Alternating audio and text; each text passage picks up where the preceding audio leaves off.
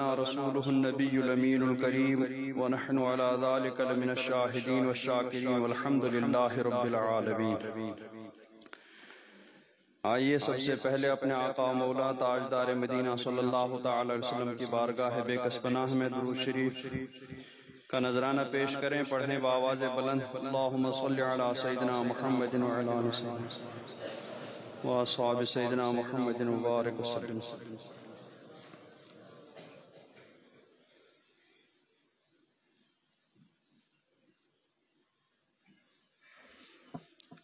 قرآن پاک نے جن انبیاء کرام علیہم السلام کے حالات کو قدر تفصیل سے بیان فرمایا اور ان کے حالات میں جو عبرت انگیز واقعات تھے ان میں کافی تفصیل گزشتہ مجلسوں میں ہوئی۔ حضرت سیدنا آدم، حضرت سیدنا نوح، حضرت سیدنا صالح، حضرت سیدنا ہود، حضرت سیدنا لوط اور حضرت سیدنا ابراہیم علیہم التسلیم کے تعلق سے کافی کچھ بیان ہوا۔ حضرت ابراہیم علیہ السلام کے دو فرزند، ایک حضرت سیدنا اسماعیل علیہ السلام اور دوسرے حضرت سیدنا اسحاق علیہ السلام، ایک سے صرف سرکار دو عالم صلی اللہ تعالی علیہ وسلم کی ولادت ہوئی،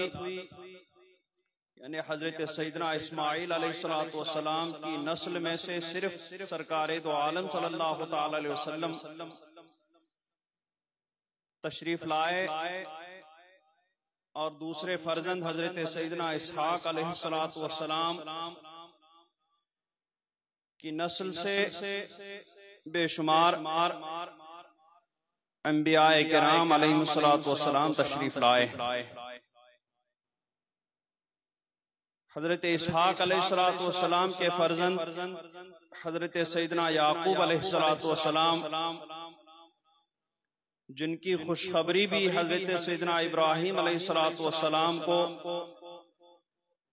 پہلے ہی اللہ تبارک و تعالی کی جانب سے ان کو دی گئی تھی کہ آپ کو فرزند حضرت اسحاق اور ان کے بعد حضرت یعقوب علیہ السلام کی بھی خوشخبری ہے۔ انہی حضرت یعقوب علیہ السلام کے فرزند سیدنا یوسف علیہ السلام تھے۔ حضرت سیدنا یوسف علیہ السلام کی زندگی بھی نشیب و فراز سے بھری پڑی ہے، بہت ساری عبرتیں اور نصیحتیں اپنے اندر لیے ہوئے ہیں، اور خاص طور سے وَتُعِزُّ مَن تَشَاءُ وَتُذِلُّ مَن تَشَاء کی خوب جلوہ گری ہے کہ کس طریقے سے اللہ تبارک و تعالی کسی کو کمزور اور پھر طاقتور بنا دیتا ہے، اسی طریقے سے پھر ظالموں کو کس طریقے سے درگزر اور پھر مسلمانوں کو مختلف پریشانیوں سے کس طرح بچانا، یہ ساری چیزیں حضرت سیدنا یوسف علیہ السلام کے حالات میں موجود ہیں۔ ان کے حالات کو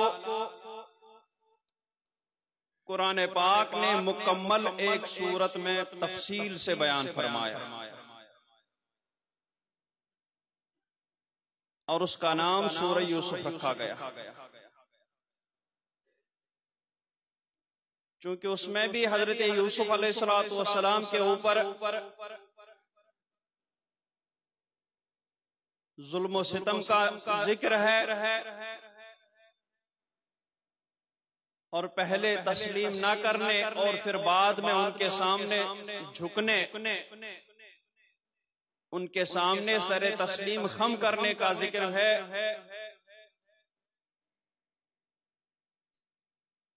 اس لیے یہ سورہ یوسف بھی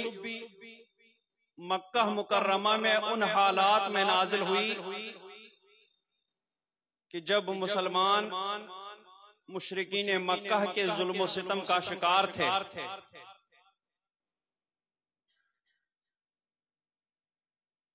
تو اس وقت یہ سورہ یوسف نازل کی گئی تاکہ مسلمانوں کو اس سے ہمت ملے اور انہیں پتہ چل جائے کہ ظالم چاہیں کتنا بھی کچھ کر لیں، ظلم و ستم سے کتنا کچھ آگے بڑھیں، آخرکار غلبہ عدل و انصاف کا ہی ہوتا ہے، غلبہ حق کا ہی ہوتا ہے۔ باطل کو چاہے جتنا بھی عروج حاصل ہو جائے، لیکن آخرکار اس کو حق کے سامنے زیر ہونا ہی پڑتا ہے۔ تو اس سورہ مبارک سے بھی مسلمانوں کو بہت ہمت ملی،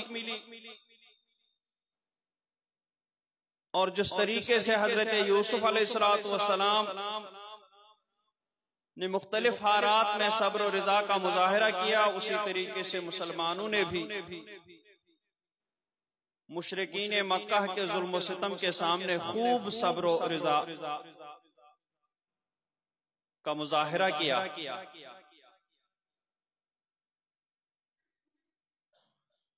چنانچہ قرآن پاک میں اللہ تبارک و تعالی ارشاد فرماتا ہے کہ الف لام را تلک آیات الکتاب المبین، یہ روشن کتاب کی آیتیں ہیں۔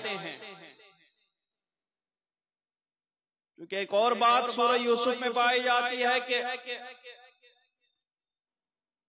حضرت سیدنا یوسف علیہ السلام شام کی سرزمین سے نکل کر کے مصر کی سرزمین پہنچے،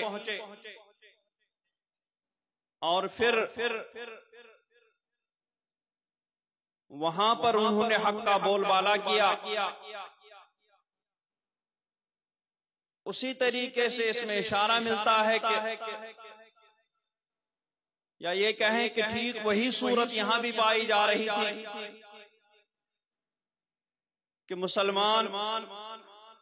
مکہ شریف سے نکل کر کے مدینہ شریف جا پہنچے، اور مدینہ شریف پہنچ کر کے پھر وہاں انہیں غلبہ حاصل ہوا، اور ایک دن وہ بھی آیا کہ جس طریقے سے وہاں حضرت یوسف علیہ السلام کے بھائی ان کے سامنے آ کر کے سر جھکائے، اسی طریقے سے ایک دن وہی مشرکین مکہ سرکار دو عالم صلی اللہ تعالی علیہ وسلم کے سامنے سر جھکا کر کے آئے، اور جس طریقے سے حضرت سیدنا یوسف علیہ السلام نے اپنے ان بھائیوں کو فرمایا تھا لا تثریب علیکم اليوم،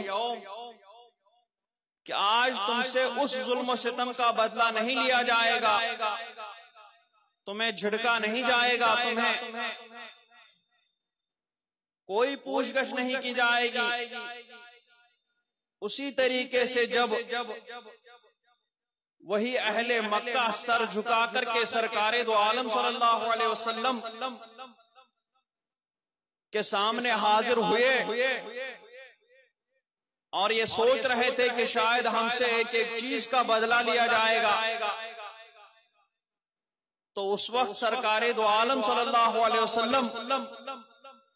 نے ان سے پوچھا کہ تم لوگ مجھ سے کس چیز کی امید رکھتے ہو؟ تو ان لوگوں نے کہا کہ عفو درگزر ہی کی امید رکھتے ہیں۔ تو سرکار دو عالم صلی اللہ علیہ وسلم نے فرمایا کہ میں وہی کہوں گا جو حضرت یوسف نے اپنے ان بھائیوں سے کہا تھا، لا تثریب علیکم اليوم، کہ آج تم سے اس ظلم و ستم کا کچھ بھی بدلہ نہیں لیا جائے گا، آج تم آزاد ہو۔ تو یہ مناسبت تھی اس وقت، اور یہ اشارے تھے اس وقت جس وقت یہ سورہ مبارکہ نازل ہوئی۔ اِنَّا أَنزَلْنَاهُ قُرْآنًا عَرَبِيًّا لَعَلَّكُمْ تَعْقِلُونَ، بے شک ہم نے اسے عربی قرآن اتارا کہ تم سمجھو۔ نحن نقص عليك احسن القصص بما اوحينا اليك هذا القرآن، ہم تمہیں سب سے اچھا بیان سناتے ہیں۔ یوں تو قرآن پاک میں بہت سارے قصے بیان ہوئے ہیں، لیکن حضرت یوسف علیہ السلام کے قصے کو خود پروردگار عالم نے احسن القصص بیان فرمایا کہ نحن نقص علیک احسن القصص، کہ محبوب ہم تمہیں سب سے اچھا بیان سناتے ہیں، سب سے بہترین قصہ بیان کرتے ہیں۔ بما اوحینا الیک ھذا القرآن، اس لیے کہ ہم نے تمہاری طرف اس قرآن کی وحی بھیجی۔ وَإِن كُنْتَ مِن قَبْلِهِ لَمِنَ الْغَافِلِينَ، اگرچہ بے شک اس سے پہلے تمہیں خبر نہ تھی۔ اذ قال یوسف لأبیہ یا ابت انی رأیت احد عشر کوکبا والشمس والقمر رأیتهم لی ساجدین، جب حضرت یوسف علیہ السلام کم و بیش 13 سال کے ہوئے تو اس وقت انہوں نے خواب دیکھا، اور اس خواب کو اپنے والد محترم حضرت سیدنا یعقوب علیہ السلام کے بارگاہ میں بیان کیا، کیونکہ حضرت یوسف علیہ السلام کو اللہ تبارک و تعالی نے حسن و جمال کا پیکر بنا کر بھیجا تھا۔ ان سے پہلے زمانے نے ان جیسا حسن و جمال نہیں دیکھا تھا۔ حدیث پاک میں ہے کہ انہیں اعطی شطر الحسن، کہ اس دنیا کا آدھا حسن حضرت یوسف علیہ السلام کو عطا ہوا۔ تو حضرت یعقوب علیہ السلام نے حضرت یوسف علیہ السلام کہ بچپن میں ہی ان کے اندر انہیں کوئی ایسی بات نظر آئی کہ جس سے حضرت یعقوب علیہ السلام کا دلی میلان اور دلی جھکاؤ ان کی طرف زیادہ ہو گیا۔ اور دل کا جھکاؤ ایسے تو اگر آدمی کے کئی بچے ہوں یا آدمی کی کئی بیویاں ہوں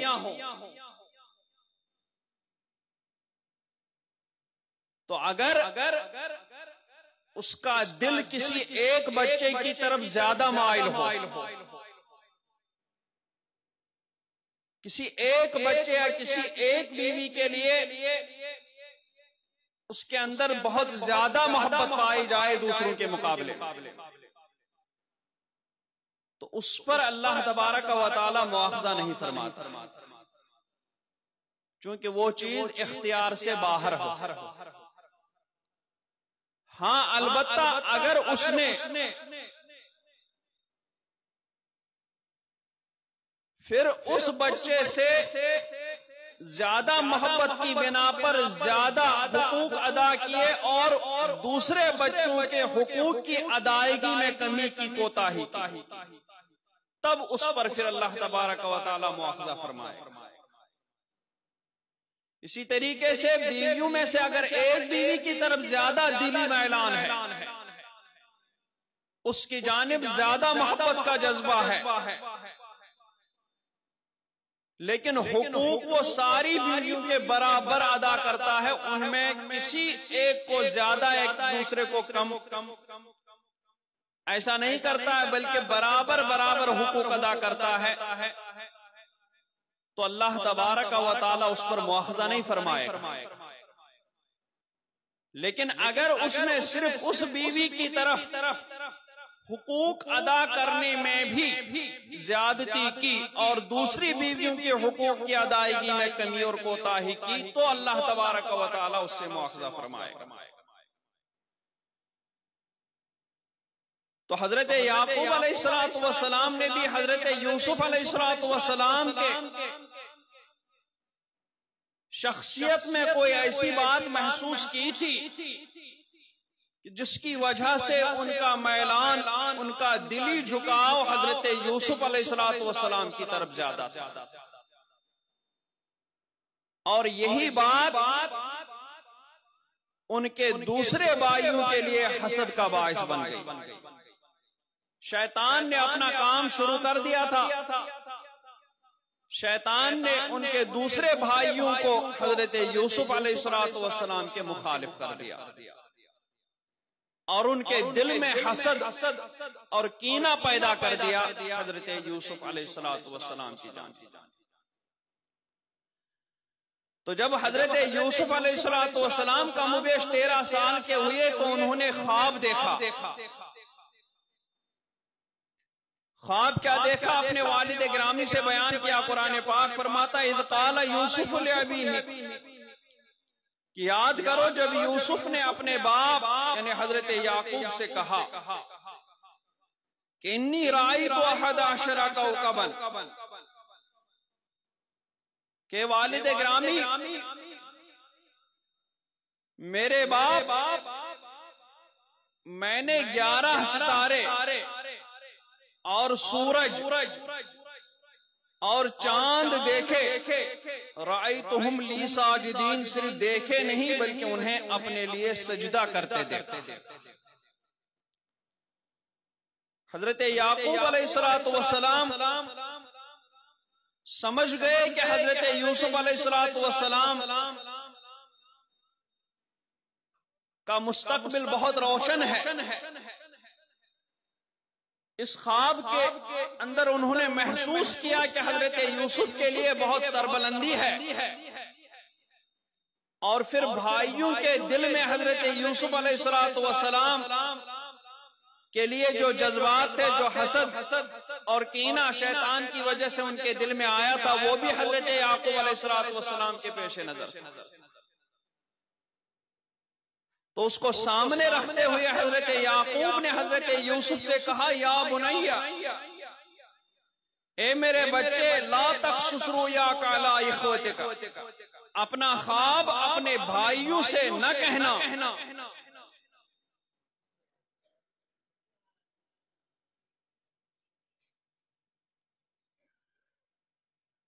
فَيَكِيدُوا لَكَ كَيْدًا، کہ وہ تیرے ساتھ کوئی چال چلیں گے۔ کیوں؟ اس لیے کہ ان الشیطان للانسان عدو مبین، کیونکہ بے شک شیطان آدمی کا کھلا دشمن ہے، وہ کسی بھی طریقے سے انسان کو بھڑکا سکتا ہے۔ اس لیے اے میرے فرزند، تم خیال رکھنا اپنا خواب ان بھائیوں کے سامنے بیان مت کرنا۔